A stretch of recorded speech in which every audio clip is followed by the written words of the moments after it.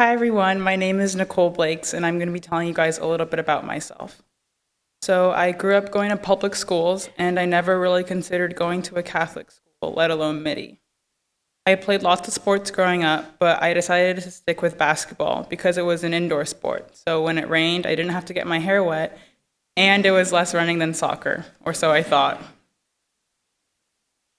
My parents had a dream for me to play here and be coached by the famous Coach Phillips, and maybe even gain a scholarship to a college in the future. So I decided to give it a shot. I came to Mitty knowing about 2 people, and it was pretty scary. Luckily, basketball season was starting in early September, so I started meeting new people and making new friends. Freshman year kind of flew by. I had a unique opportunity to practice with both the varsity team and also play with my freshman team. It was kind of like having the best of both worlds. And since I was a freshman, I was very, very intimidated by the cool, big varsity seniors. Sophomore year came and I was officially on the varsity team, and I was stressed out 24/7.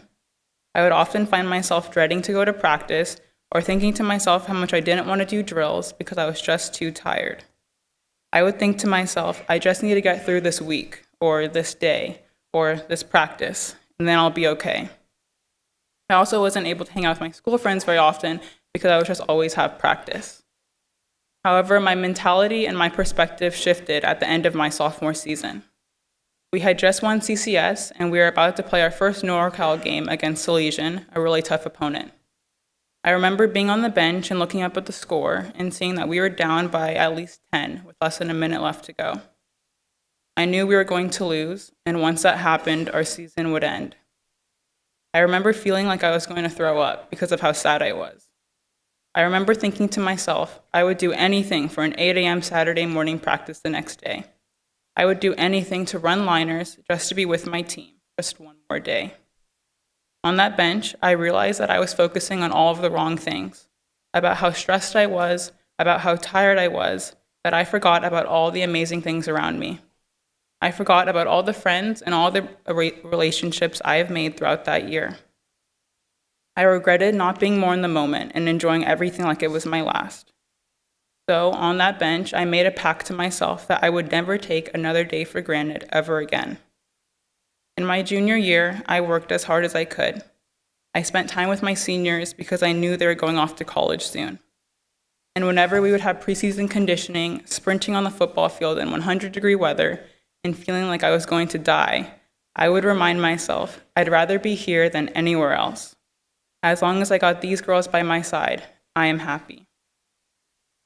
Senior year finally arrived, and my 2 other senior friends, Chrissy Miyahara and Charisma Ortiz, talked about how we wanted to be the best leaders we could be for this team. We wanted to be more inclusive, make sure everyone was friends with everyone, and make this year a little less stressful for the underclassmen than it was for us.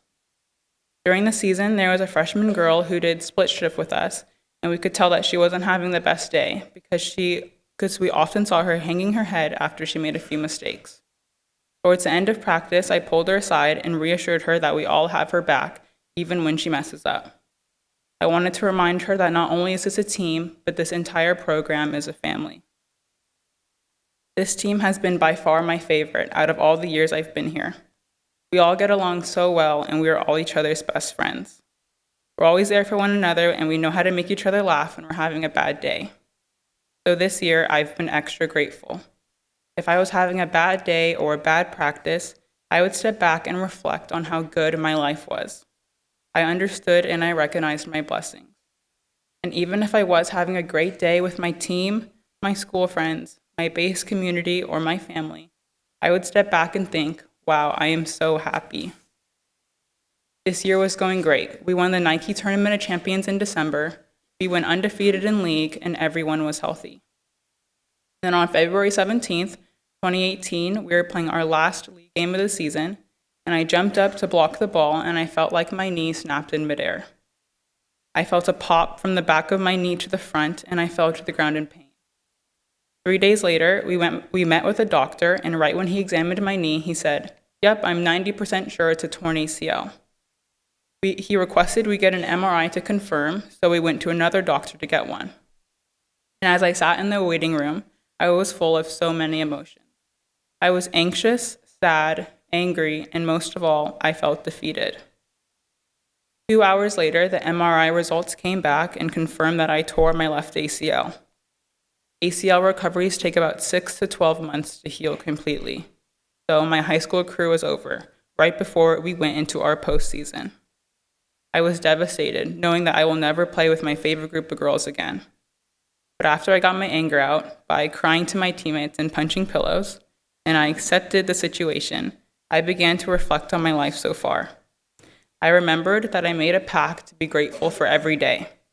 I took on every day like it was my last, and I enjoyed every moment of playing with those girls. So therefore, I can say I have no regrets. Sometimes life just happens and things don't always go as you plan, but at the end of the day, there are still so many things to be grateful for.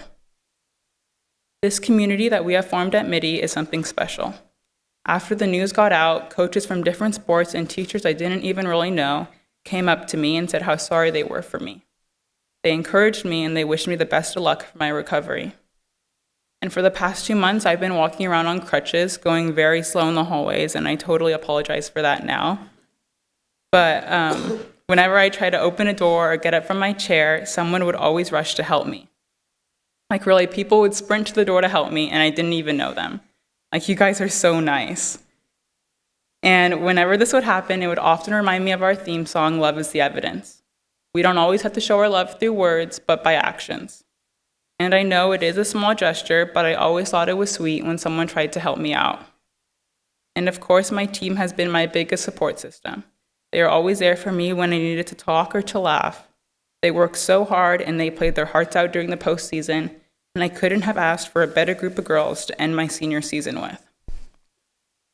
So my message for you guys today is to just be grateful for everything you have and not be so stressed about the small stuff. If you're worried about school, sports, college, or friend problems, try to find something to appreciate.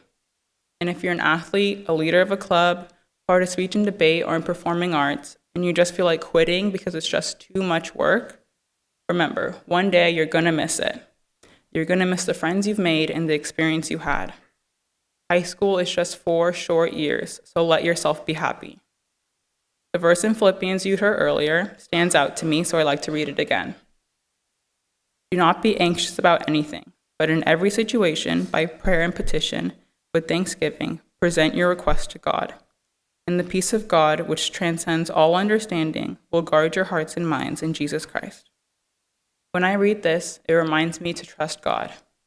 As long as you have faith in God and you trust what He has in store for you, you can find peace in chaos. And if we stop worrying and stressing about all the craziness in our lives, we can find the good in not so good situations.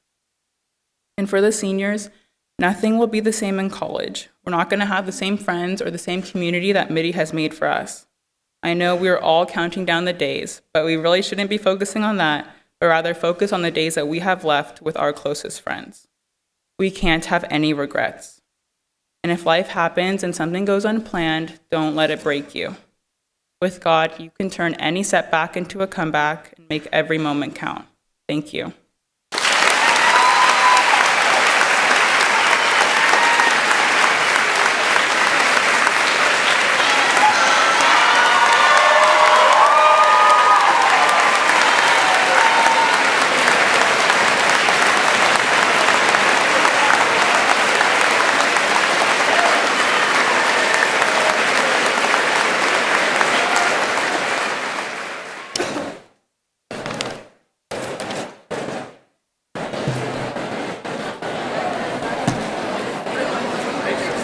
Okay, can I have your attention?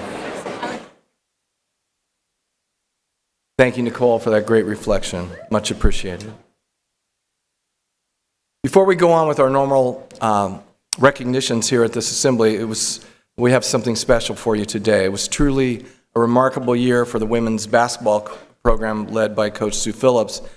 Today we are honored to be joined by Sue's parents, Mr. John Phillips and his wife, Vicki Phillips, for a very special announcement. To explain this recognition, we would like to introduce Mr. Eric Oberman, Executive Director from the Atlanta Tip-Off Club and Naismith Awards Committee, to explain. Please welcome Mr. Oberman.